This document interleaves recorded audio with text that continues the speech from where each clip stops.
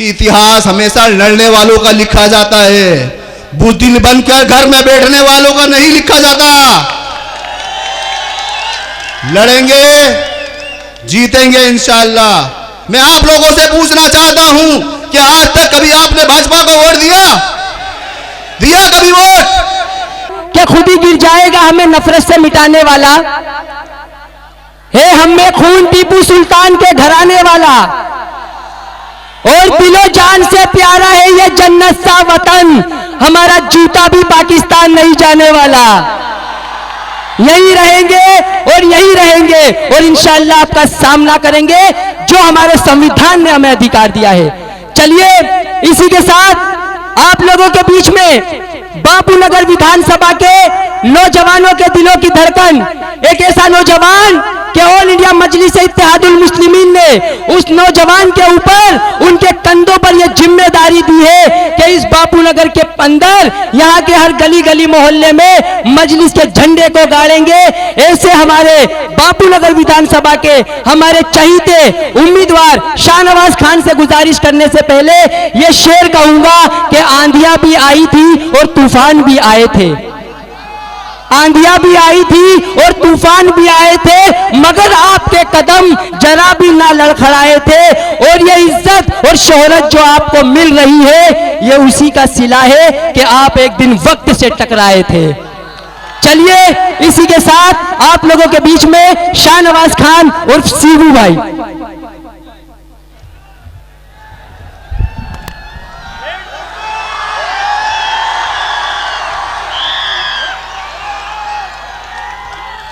अस्सलाम वालेकुम।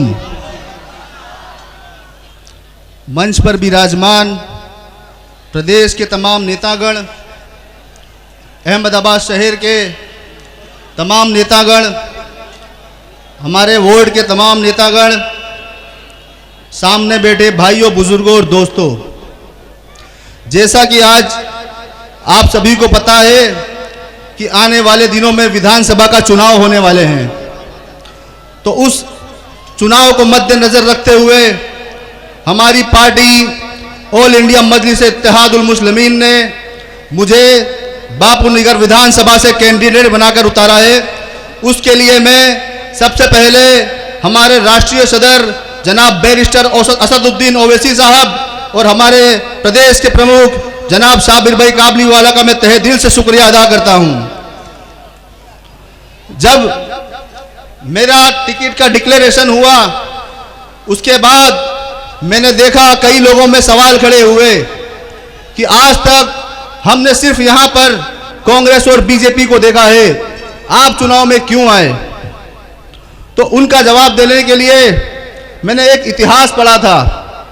इतिहास में यह था कि इस देश में आज़ादी के पहले लगभग 700 से ज़्यादा साल इस देश में हुकूमत हमारी जमात, हमारी कौम की थी।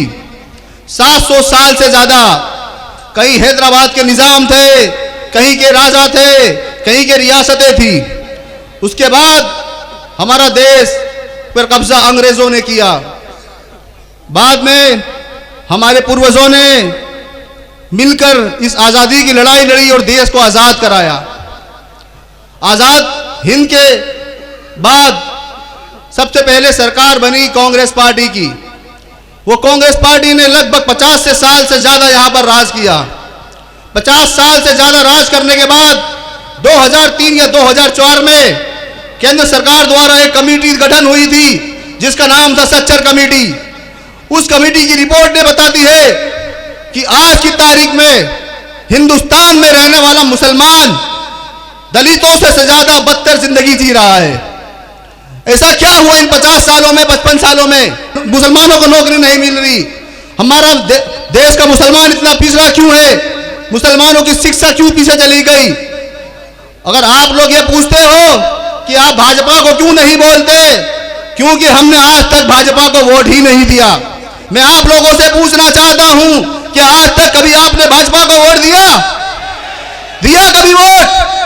चाहे वो कॉरपोरेशन के चुनाव हो, चाहे विधानसभा के चुनाव हो, चाहे लोकसभा के चुनाव हो, हमने हमेशा कांग्रेस पार्टी के लीडरों को अपना लीडर माना और उन्हें वोट दिया, हमने उन्हें जिताकर कॉर्पोरेटर बनाया, विधायक बनाया, सांसद बनाया, लेकिन उन्होंने हमारे लिए क्या किया? कुछ किया? क्या है हमारे बापूनगर विधानसभा में? आप बताओ मुझे। क्या बच्चों को पढ़ने के लिए सरकारी स्कूलें हैं? क्या अस्पताल है? क्या लाइब्रेरी है? एक मैदान था मोरारजी चौक का, आज क्या हालत में है? उस पर भी गुजरात सरकार कब्जा करने के है, लेकिन हमारे विधायक की आवाज खुली है इतनी बार? नहीं खुली। उसके बाद ये लोग कहते हैं कि लड़ोगे, क्या कर लोगे, वोट काटोगे। तो उन लोगों से मैं कहना चाहता हूं कि इतिहास हमेशा लड़ने वालों का लिखा जाता है, बुद्धिल बनकर घर में बैठने वालों का नहीं लिखा जाता। लड़ेंगे, जीतेंगे इंशाअल्लाह। रिजल्ट चाहे जो भी हो, इज्जत और जिल्लत देने वाला अल्लाह है। वो जो फैसला करेगा मेरे हक में मुझे कबूल है, लेकिन आने वाले समय में मैं ये चाहता हूं कि हमारे विस्तार का, हमारे एरिया का, हमारा लीडर हमारे बीच का हो, जो आपके सुख दुख में खड़ा हो, जो आपके तकलीफों में खड़ा हो। वरना आज तक होता क्या है, ये कांग्रेस के लीडर अजान और अजान की बात बोलेंगे। ऐसा नहीं है कि हम पहली बार यहां चुनाव में आए हैं। पिछले साल जब कॉरपोरेशन के चुनाव हुए थे तब भी हम चुनाव लड़े थे, और आप लोगों ने भर भर के आपकी प्यार से, आपकी मोहब्बतों से नवाजा था। उस टाइम भले हम हारे थे, कुछ वोटों से हार गए थे, लेकिन तब भी हमने काम करना बंद नहीं किया। हमने चाहे पानी का आंदोलन हो, चाहे रोड रास्ते का आंदोलन हो। पिछले दिनों जनरल हॉस्पिटल के पास रहने वाले गरीब झोपड़पट्टी वालों, उन्हें कॉरपोरेशन ने नोटिस दिया, उन्हें मकान तोड़ने का नोटिस दिया। उस वक्त भी हम चुन के लिए लड़े, मेयर की ऑफिस का लड़े, कमिश्नर का घेराव करा, रोड पर आंदोलन करा। जब कुछ ना हो सका, उसके बाद हम हाई कोर्ट गए, और हाई कोर्ट का यह ऑर्डर आया कि जब तक उन गरीब मजदूरों के लिए आप नए मकान खड़े नहीं करेंगे, तब तक आप उन्हें खाली नहीं कराएंगे।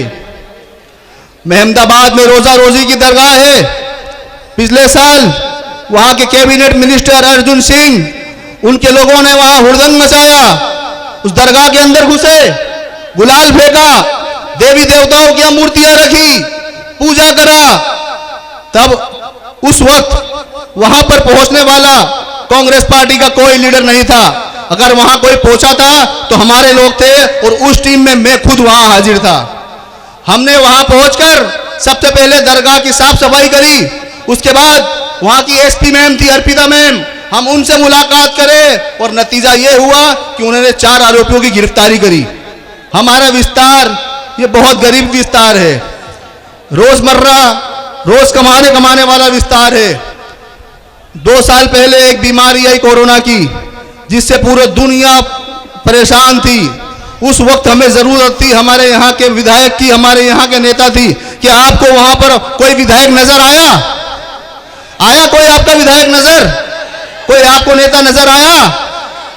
अगर नजर आया तो यहाँ के अवाम, जो नौजवान, जो संस्थाएं थी, ऐसी एक संस्था हम भी चलाते थे, और सबसे पहले उन गरीबों के लिए खाना शुरू करने का काम मेरे बड़े भाई और मेरे दोस्त अल्ताफ भाई ने और हम लोगों ने मिल के किया था।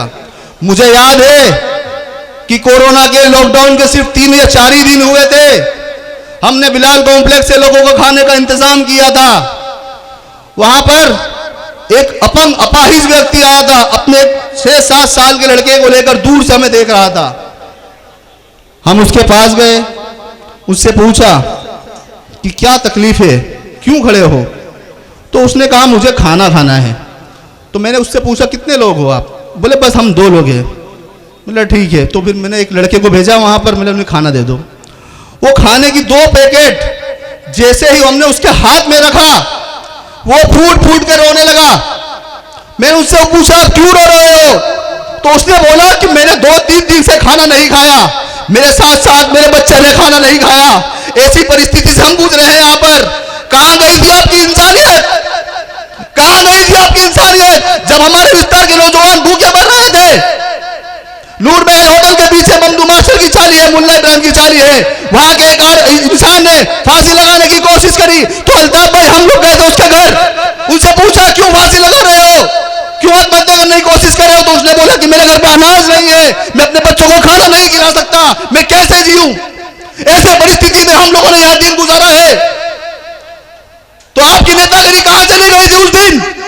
वोट लेने आप चले आते हो। तो इसलिए हम चाहते हैं कि अब बदलाव हो।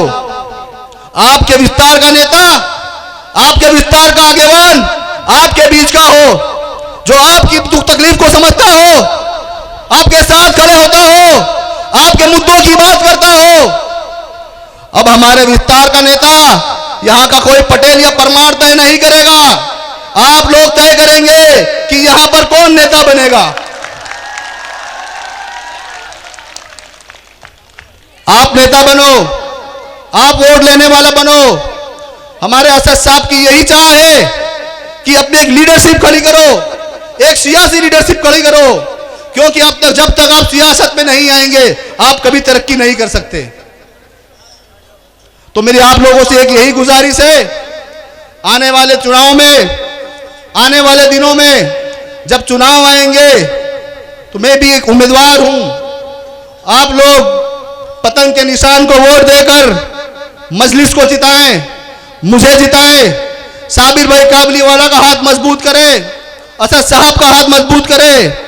असेंबली में हम जाएं, हम मुसलमानों की आवाज बने, उनकी लड़ाई लड़े, उनके दुख तकलीफों को उठाएं। अपनी बात को मैं यहां खत्म करता हूं।